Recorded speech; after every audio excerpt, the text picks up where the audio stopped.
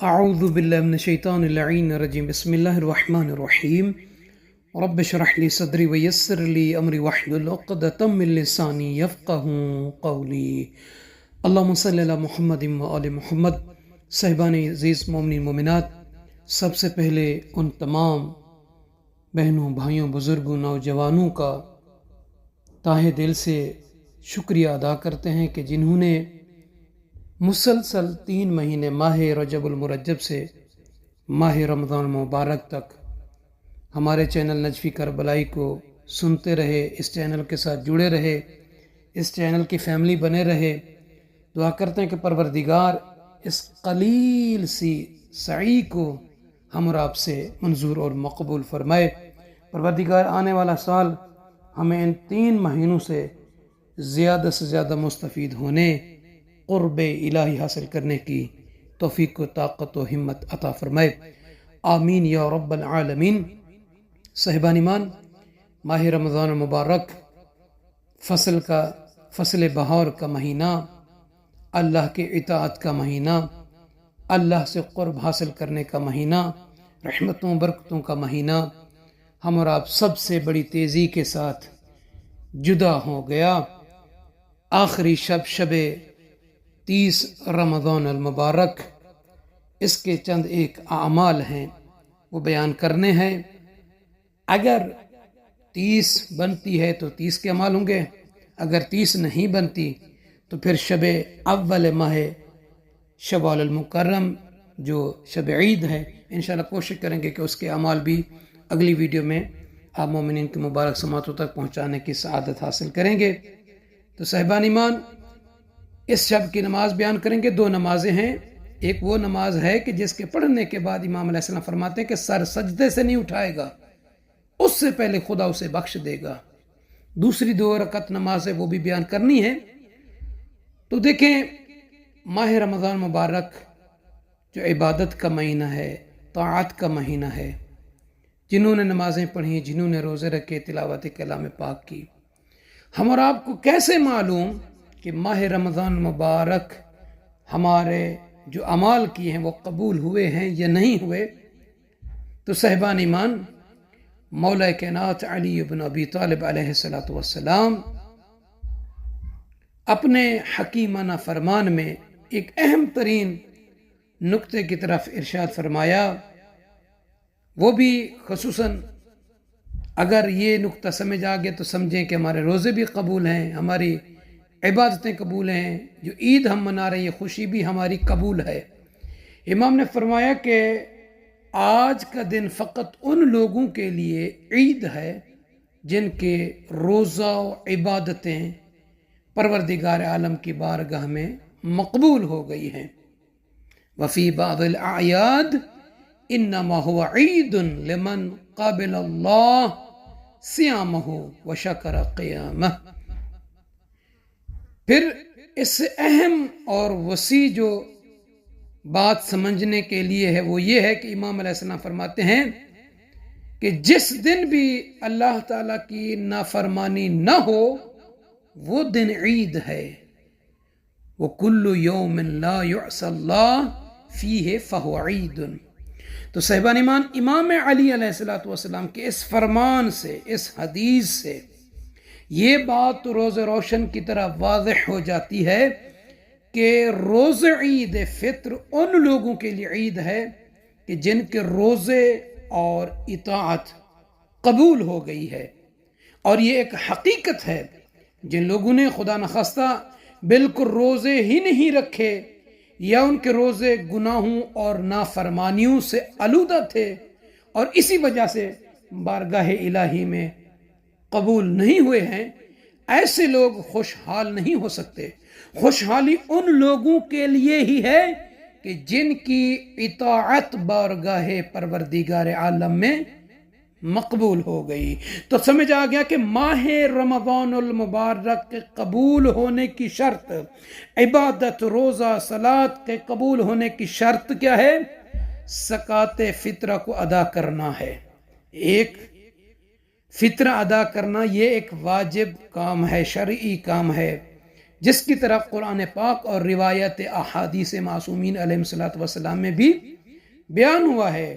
تو لہٰذا فطرہ ادا کرنے کا ایک فائدہ یہ ہے جو معصومین علیہ الصلوۃ والسلام نے فرمایا کہ انسان پورے سال تمام حوادث کے مقابلہ میں محفوظ ہو جاتا ہے، جتنے بھی حادثے ہوتے ہیں وہ ان سے محفوظ رہتا ہے، اسے نقصان یا ضرر نہیں پہنچتا۔ اور انسان یہ زکوٰۃ ادا کرنے کے بعد امام فرماتے کہ پورے سال کے لیے محفوظ و مأمون ہو جاتا ہے۔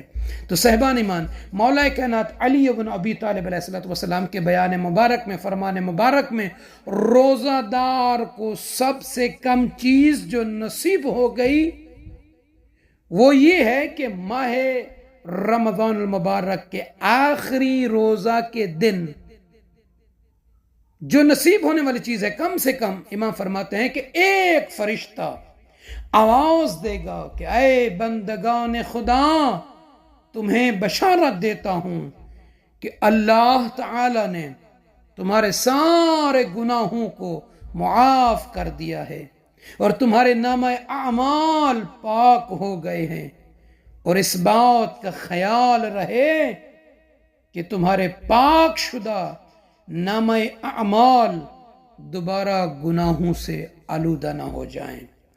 کتنی بڑی بشارت سرکار امیر المومنین علیہ الصلوۃ والسلام نے بندگان خدا کو، کنیزان خدا کو اپنے عظیم فرمان میں بیان فرمایا ہے۔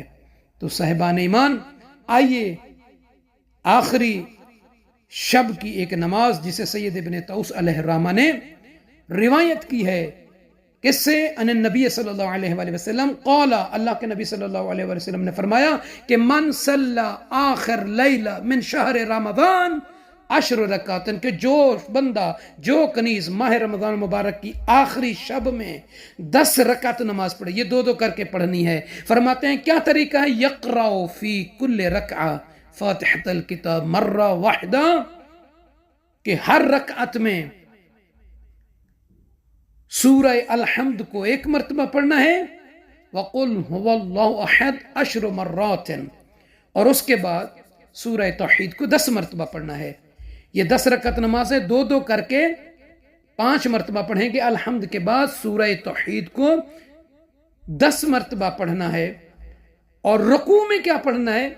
جو ہم رکوع میں عام طور پر سبحان ربی العظیم و بحمد یہ ذکر پڑھتے ہیں، یا سجدے میں سبحان ربی الاعلی یہ ذکر پڑھتے ہیں، بلکہ اس نماز میں، یہ جو 10 رکعت نماز ہے، اس کے رکوع اور سجود میں فرماتے ہیں وَيَقُولُ فِي رُكُوعِهِ وَسُجُودِهِ 10 مرات، رکوع میں بھی اور سجدے میں، رکوع میں بھی اور سجدے میں بھی 10 مرتبہ یہ پڑھنا ہے، سبحان اللہ والحمد للہ ولا الہ الا اللہ واللہ اکبر۔ یہ سبحان اللہ والحمد للہ ولا الہ الا اللہ واللہ اکبر یہ رکوع میں 10 مرتبہ پڑھنا ہے، یہ ذکر سجود میں بھی 10 مرتبہ پڑھنا ہے۔ یہ تسبیحات 4 ہے۔ اور فرماتے ہیں یہ 2 کر کے یہ نماز وَيَتَشَهَّدْ فِي كُلِّ رَكْعَةٍ، اور رکعتین ثم یسلم، کہ 2 کر کے یہ تشہد اور سلام کے ساتھ یہ نماز مکمل کرنی ہے۔ فَإِذَا فَرَغَ مِنْ آخِرِ 10 رَكْعَاتٍ، کہتے ہیں کہ جب آخری 10ویں رکعت کو مکمل کر کے تشہد اور سلام کے بعد، تو وہاں پہ 1000 مرتبہ استغفر اللہ 1000 مرہ، 1000 مرتبہ استغفار پڑھیں، یعنی 10 تسبیح۔ کون سی؟ استغفر اللہ واتوب الیہ، استغفر اللہ واتوب الیہ۔ اب اس کا یہ پڑھنے کے بعد فرماتے ہیں کہ فَإِذَا فَرَغَ مِنَ الْإِسْتِغْفَارِ سَجَدَ، جب نماز سے فارغ ہو جائے تو سر سجدے میں رکھے، وَيَقُولُ فِي سُجُودِهِ، اور سجدے میں کہے۔ یہ جو دعا ہے اگر آپ مومنین کو یاد نہیں ہے تو ہماری اس وائس کو آپ برابر سنتے رہیں اور ادا کرتے رہیں۔ یا حیو، سر سجدے میں رکھ کے، یا حیو یا قیوم یا ذا الجلال والاکرام یا رحمان الدنیا والآخرت ورحیمہما یا ارحم الراحمین یا الہ الاولین والآخرین اغفر لنا ذنوبنا وتقبل منا صلاتنا وصيامنا وقيامنا یہ پڑھنا ہے اور سر سجدے سے اٹھائیں۔ اب اللہ کے نبی فرماتے ہیں قول النبی صلی اللہ علیہ وآلہ وسلم والذی بعثنی بالحق نبیا، فرماتے ہیں کہ اس پروردگار کی قسم کہ جس نے مجھے نبی برحق بنا کر مبعوث کیا، فرماتے ہیں کہ ان جبرائیل اخبرنی عن اسرافیل عن ربہ تبارک و تعالی، بے شک کہ جبرائیل امین نے اسرافیل علیہ السلام سے یہ مجھے اپنے رب سے، انہوں نے اپنے رب سے یہ خبر پہنچائی ہے کہ جناب جبرائیل علیہ السلام نے جناب اسرافیل علیہ السلام سے اور جناب اسرافیل علیہ السلام نے اللہ تعالیٰ سے یہ خبر پہنچائی ہے رسول اللہ صلی اللہ علیہ وسلم تک کہ فرمایا کہ انہ لا یرفع رأسہ من السجود، کہ یہ بندہ یہ کنیز جو اس شب میں اس طریقے سے یہ نماز پڑھے گا وہ اپنے سر کو سجدے سے نہیں اٹھائے گا حتی یغفر اللہ لہ، اللہ اسے معاف کر دے گا، مغفرت فرمائے گا، اللہ اس کو بخش دے گا، وَيَتَقَبَّلْ مِنْهُ شہر رمضان، اور اللہ اس سے یہ ماہ رمضان کی عبادتیں، روزے، یہ رمضان میں جو کچھ کیا وہ قبول فرمائے گا، وَيَتَجَاوَزْ عَنْ ذُنُوبِهِ، اور اللہ تعالیٰ اس کے گناہوں کو معاف کر دے گا، بخش دے گا۔ تو یہ ایک نماز ہے۔ اور دوسری نماز بھی ہے، وہ ہے 12 رکعت نماز ہے، 12 رکعت، دو کر کے پڑھنی ہے۔ ہر رکعت میں الحمد کے بعد 20 مرتبہ سورہ توحید کی تلاوت کرنی ہے، دو کر کے پڑھنی ہے۔ ہر رکعت میں الحمد کے بعد 20 مرتبہ سورہ توحید۔ جب نماز سے فارغ ہو جائیں، یعنی یہ 6 مرتبہ پڑھنی ہے دو کر کے، یہ نماز پڑھ کے فرماتے کہ اس کے بعد 100 مرتبہ حضرت محمد و آل محمد علیہ السلام پر صلوات کا ہدیہ پیش کریں، اللہم صلی علی محمد و آل محمد۔ اور اس آخری شب کی ایک دعا ہے کہ الحمدللہ لا شریک لہ، الحمدللہ کما ینبغی لکرم وجہہ وعز جلالہ کما هو اہلہ، یا قدوس یا نور القدس، یا سبوح، یا منتہى التسبیح، یا رحمان، یا فاعل الرحمہ، یا اللہ یا علیم یا کبیر، یا اللہ یا لطیف یا جلیل، یا اللہ یا سمیع یا بصیر، یا اللہ یا اللہ یا اللہ، لک الاسماء الحسنى والامثال العلیٰ والکبریاء والآلاء، اسألک ان تصلی علی محمد واہل بیتہ وان تجعل اسمی فی هذه الليلة في السعداء وروحی مع الشهداء وإحسانی في علیین وإساءتی مغفورة وأن تهب لي يقينا تباشر به قلبي وإيمانا يذهب الشك عني وترضيني بما قسمت لي وأوتنا في الدنيا حسنة وفي الآخرة حسنة وقنا عذاب النار الحريق وارزقني فيها ذكرك وشكرك والرغبة إليك والإنابة والتوبة والتوفيق لما وفقت له محمدا وآل محمد صلی اللہ علیہ وعلیہم۔